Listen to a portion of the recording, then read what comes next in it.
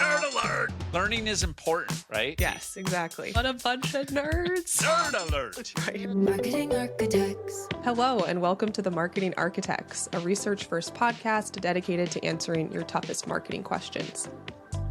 I'm Elena Jasper. I run the marketing team here at Marketing Architects, and I'm joined by my co-host, Rob DeMars, the Chief Product Architect of Misfits and Machines. Hello, Elena. Hello, we're back with your weekly Nerd Alert. Every week, I'll take a deep dive into academic marketing research and translate its complex ideas into simple, understandable language for Rob, and of course, for all of you. Are you ready to nerd out, Rob? I just guzzled my third cup of nerd, and I'm feeling quite wired, Elena. Perfect. Let's get into Feeling it. a little jittery. Great. As always, we'll link the research we cover in the episode notes. This week, I read a study titled, BMW is powerful, Beamer is not. Nickname branding impairs brand performance. This is by Z Zhang, Ning Yi, and Matthew Thompson, published in 2024. But before we get too far, Rob, I wanted to ask you this. What is your favorite nickname that you've ever heard, or maybe even created yourself for a brand? I always love calling Whole Foods Whole Paycheck. I don't know if that's a good brand. I don't know if that's a positive nickname, but feels very authentic. Yeah, that's a great one. I'm trying to think. I think Target is probably one. Target is classic. Yeah, absolutely. That's a classic. So this paper looked at something that seems pretty harmless on the surface, unless you call it Whole Paycheck. That's not as harmless, but brand nicknames. So we know like Target for Target, Starbucks for Starbucks, Nordy for Nordstrom, or Beamer for BMW. We consumers love using them as a signal of familiarity, sometimes even affection. But increasingly, brands are picking up these nicknames and using them in official campaigns. They use them on social, on store signage, even in product naming. The study calls this nickname branding, and it's defined as when a brand adopts the nickname that consumers created and uses it in their own marketing. And it sounds like a good way to build authenticity. However, it's been shown to hurt brand performance across key metrics. So what these authors did was they conducted a massive empirical investigation using real-world social media data, field studies using Facebook and TikTok ads, experiments with real brands like Starbucks and BMW, and even studies measuring price premium, brand choice, and brand power.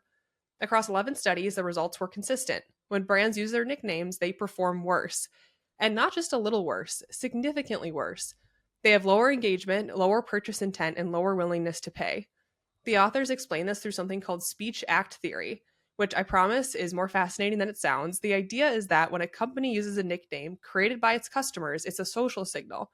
So it shifts the perceived power dynamic between the brand and its audience. Instead of reading as fun or approachable, it reads as submission, like the brand is giving up control of its own identity. So Rob, have you ever seen a brand try to sound casual or like one of the gang and it totally backfired? And why do you think that could happen? Well, I think when you're trying to sound cool instead of be cool, right? I think of Microsoft as a classic example of someone who in their past has tried to be like their opponent, Apple. And it's impossible to be as cool as Apple, but they would like formally try to be as cool, like come up with the I'm a PC campaign going after I'm a Mac. And you just can't be cool like that. Better to embrace your inner nerd as what Microsoft is known for than trying to be the cool kid. So that one comes to mind. That's a good example. And I think Apple I don't know if that was in response to that, but they've poked a lot of fun at PC for that reason.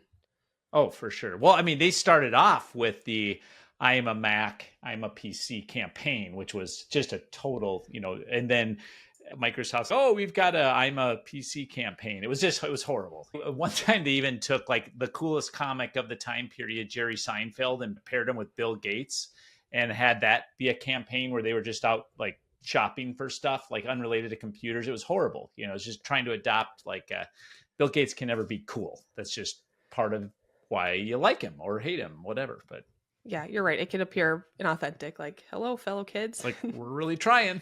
Yep. Let's go a level deeper here. The researchers, they found that nicknames, they didn't just hurt performance. They also explored when and why this effect is stronger or weaker.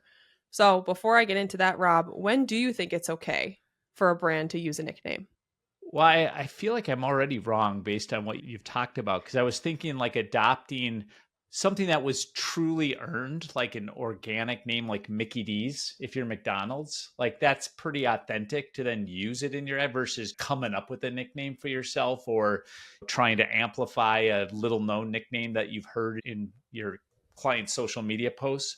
It feels like if it was earned or if there's a true strategy behind it. And I was actually thinking about Kentucky Fried Chicken back in the 90s.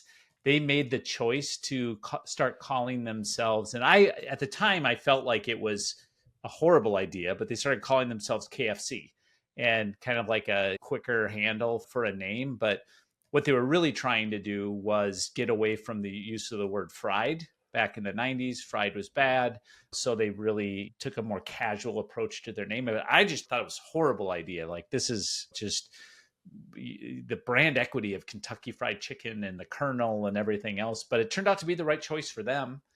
So in that case, it seemed like adopting kind of a new name, a new nickname, a new handle was strategically, in the long run, a good idea. Yeah, you're really spot on, actually, with that. Oh. Yeah, you nailed it. We're going to get into that. Okay. But no, you should be confident. That's so funny. You're right on what the study says. But let's back up a little bit and talk about one of their later studies. They looked at how a brand's image affects how nickname branding is received. So they defined competent brands as those that signal strength, intelligence, and efficiency. So think Rolex, IBM, maybe a law firm. And then they defined warm brands as those that lean into friendliness, approachability, and sincerity. Think charities or local cafes. So here we're looking at when could it be okay? And what they found is that nickname branding is especially damaging for competent brands. Not a huge surprise there. Those brands are expected to project control and authority. So when Rolex or IBM, if they started suddenly calling themselves Roly, even Big Blue, it clashes with what consumers expect. But for warm brands, that effect was smaller.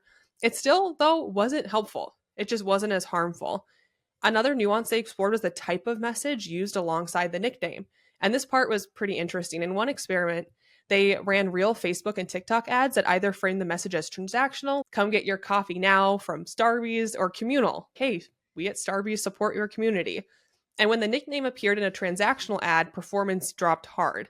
But when it appeared in a communal message, that effect softened as the reference to the nickname felt more like a gesture of belonging.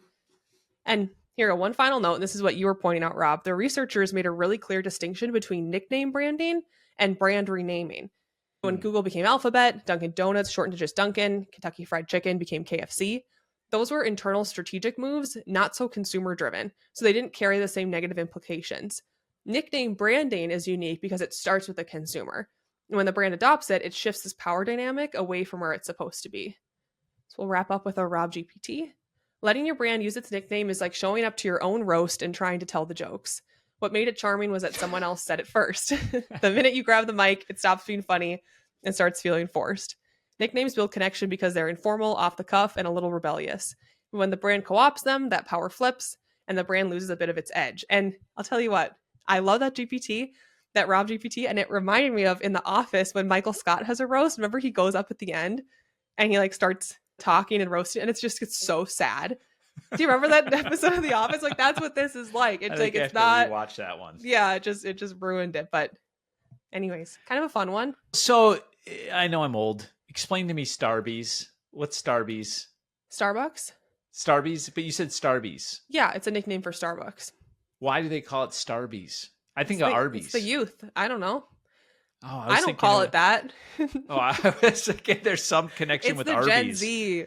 It's the Gen Z, Rob. Ask your daughter about it. I don't know. I think that's why I'd heard it at one point. I was Starbucks. What the hell is Starbucks? Okay. If I'm Starbucks, I don't want to be called something that's akin to the meat. We got the meats. I mean, there's a brand synergy there that just doesn't work. But what did you think overall, though? Would you have guessed that? I thought this was surprising. I was really surprised. I thought that if you're loved enough by your audience to earn a nickname, that it would at least be net neutral. It wouldn't be bad. I do think if you're trying to give yourself a nickname, then that's just a horrible idea. That's it for this episode of The Marketing Architects. We'd like to thank Taylor De Los Reyes for producing the show. You can connect with us on LinkedIn, and if you like the podcast, please leave us a review. Now go forth and build great marketing. Marketing Architects.